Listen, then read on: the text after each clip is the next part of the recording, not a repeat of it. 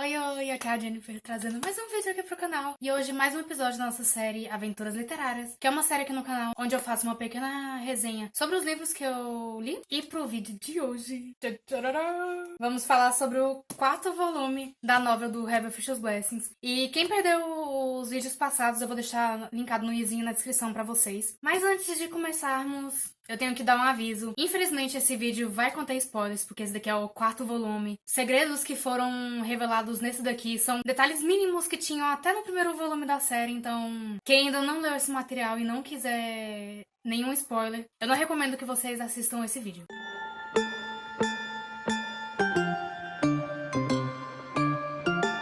E esse volume aqui, assim como o terceiro volume, começou no meio do nada, porque o terceiro volume terminou no meio do nada. Então, pra vocês entenderem a história desse volume, eu preciso recapitular o que aconteceu no terceiro volume. E pra quem assistiu o vídeo passado, onde eu falei sobre o terceiro volume da novel, sabe que esse material ele é dividido em duas partes. A primeira parte, ela trata da segunda arca da história, que é quando a autora ela interrompe nossa história presente pra falar sobre o passado do Shelian, que é o príncipe coroado. E essa segunda arca, ela termina falando sobre a primeira ascensão do Shelian. E na segunda metade desse volume nós somos apresentados por dois casos principais, que o primeiro é o do feto fantasma, que ele ludibriava as mulheres grávidas pra matar os bebês delas e, consequentemente, matar a mãe também. E esse caso gerou completo alvoroço na corte celestial. Eles estavam suspeitando de que algum agente celestial estava envolvido nesse caso, na existência desse feto e o porquê dele ter conseguido passar tantos anos matando sem ser contido pelos agentes celestiais. E o nosso segundo caso é o do Deus dos Ventos, que ele pede pro Shelian ajuda pra lidar com o espírito Algorento. Ele foi amaldiçoado desde que ele nasceu, assim que ele tava no berço, o espírito Algorento mudou completamente o destino desse deus. É uma maldição bem interessante que é relatado nesse caso. É bem no estilo Bela Adormecida. E esse terceiro volume, ele termina, como eu disse no vídeo passado, no meio do nada. Nem o caso do feto fantasma, nem o do espírito Algorento é resolvido nesse volume. Então, o nosso quarto volume, ele começa exatamente onde o terceiro volume parou, que foi na reunião da comitiva que vai tratar desse caso do espírito Algorento, já que o do feto fantasma ele foi direcionado para a corte celestial para eles resolverem. Então nosso quarto volume ele começa na partida dos três deuses e do fantasma, que é o Hachan, pra ir atrás desse espírito Algorento. E o plano inicial deles, já que esse espírito gostava de boicotar qualquer evento feliz que o Deus dos Ventos tivesse, eles resolveram dar uma festa pra atrair esse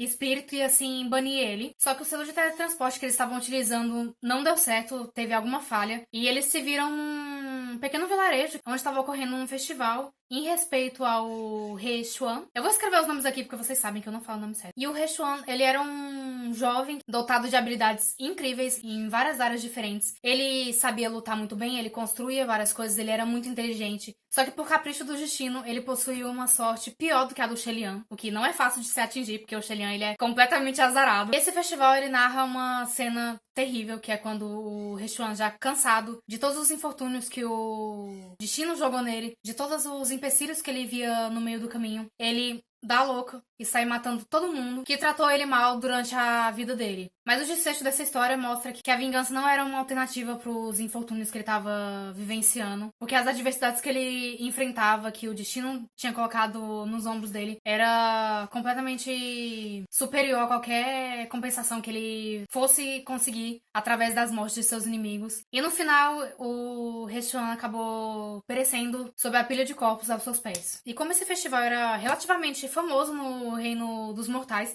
ele atraía vários turistas para ver essa apresentação que acontece uma vez no ano, principalmente por conta da riqueza nos detalhes, tanto de maquiagem, de figurino e da encenação dos atores, que parece tudo muito real, é tudo muito bem feito. Só que, como sempre, temos aqueles babacas que gostam de tirar proveito de turistas que visitam a cidade. E é no momento que o grupo do Shelian é prensado dentro de um prédio por esses idiotas que as coisas começam a ficar um pouco estranhas, porque o grupo acaba se desfazendo. O Shelian, ele foge daquele prédio com o Hua-chan e o Deus dos Ventos estava tão apavorado que ele acabou fechando os olhos e não viu quem que arrastou ele pra fora. E na hora que eles estavam se comunicando mentalmente pra saber onde que cada um tava, pra eles se reencontrarem, o Deus dos Ventos descobriu que quem tava arrastando ele era o espírito Algorento. E depois de muita coisa dando errado e muita coisa acontecendo ao mesmo tempo, até os outros três conseguirem encontrar os Deuses dos Ventos, ele foi encontrado, só que ele tava meio diferente. E quando o irmão mais velho dele foi avisado que o irmão dele não tava muito bem, o deus das águas foi lá, buscou ele e levou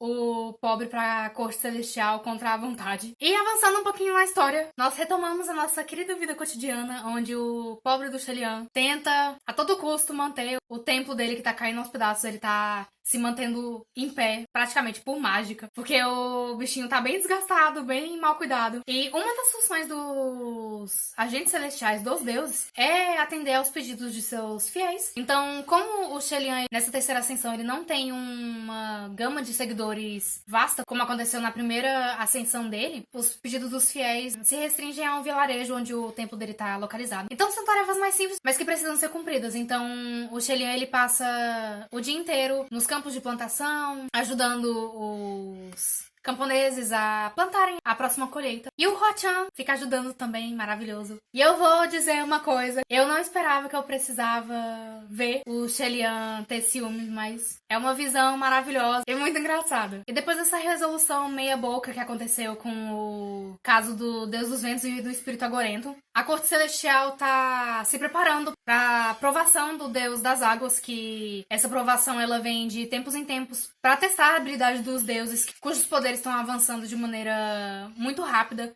Então, o universo ele tem uma forma de testar esses deuses através de provações. E o Deus das Águas, se eu não me engano, ele tá na terceira provação dele. E esses desafios eles acontecem de maneira completamente aleatória e pode durar semanas até que as tarefas sejam cumpridas. E a cada provação as tarefas vão aumentando e vão demorando mais para serem realizadas. Só que durante a primeira tarefa dessa provação do Deus das Águas, vários pescadores são pegos de surpresa e são arrastados pro meio da tempestade que tá acontecendo ali no Mar do Leste. E assim a Corte Celestial ela tem que interferir e pedir pros oficiais marciais que tiverem à disposição irem lá para salvar os pescadores, porque como é uma provação divina, os oficiais da Corte Mediana eles não conseguiriam atender esse chamado. Então os oficiais marciais da Corte Superior que deveriam receber essa tarefa mais complicada. E como o Shelian ele é um dos poucos oficiais marciais que estavam à disposição, ele vai lá e se dispõe a ajudar, e o Hwa-chan vai junto. E depois deles terem salvo vários dos pescadores, eles entram no domínio onde a prova tá acontecendo e eles acabam sendo arremessados pros mares do sul, que é o domínio de uma das 4 calamidades, que é o Ship Sinking Blackwater. E nas águas do reino dele, que avança está fadado a afundar. Mas com a ajuda do Deus das Águas, que tinha acabado de cumprir a sua primeira tarefa, ele mesmo não conseguindo controlar as águas do domínio do Blackwater, ele chama as águas que ele domina pra ajudar a levar o barco deles pra alguma praia. Mas o restante é história. Nesse volume, o Shelian ele mostra um lado dele que só aparecia nos outros volumes através do diálogo que ele tinha na própria cabeça. Então, é uma visão bem única e maravilhosa, que eu adorei ver esse outro lado dele. E eu ri horrores com a crise de ciúme que ele tava tendo e com o momento de superioridade que ele mostrou quase no finalzinho do volume, que a gente só teria visto se a gente tivesse tido mais um gostinho da primeira ascensão do Shelian, que a confiança dele ficava nas alturas. E a fofura do Hwa-chan nesse volume foi pra estratosfera. Se alguém pegasse esse volume pra ler e visse os comentários que eu deixei nessas fichinhas, a maioria é: "Ah, que fofo! Nossa, eu quando? Meu Deus!" E a que eu fiquei repetindo em um capítulo, eu nem lembro que capítulo que foi, eu vou deixar escrito aqui pra vocês, mas esse capítulo eu fiquei a cada 2 parágrafos escrevendo: "Se Deus existe, por favor, que ele me envie um Hwa-chan, porque eu mereço. Esse homem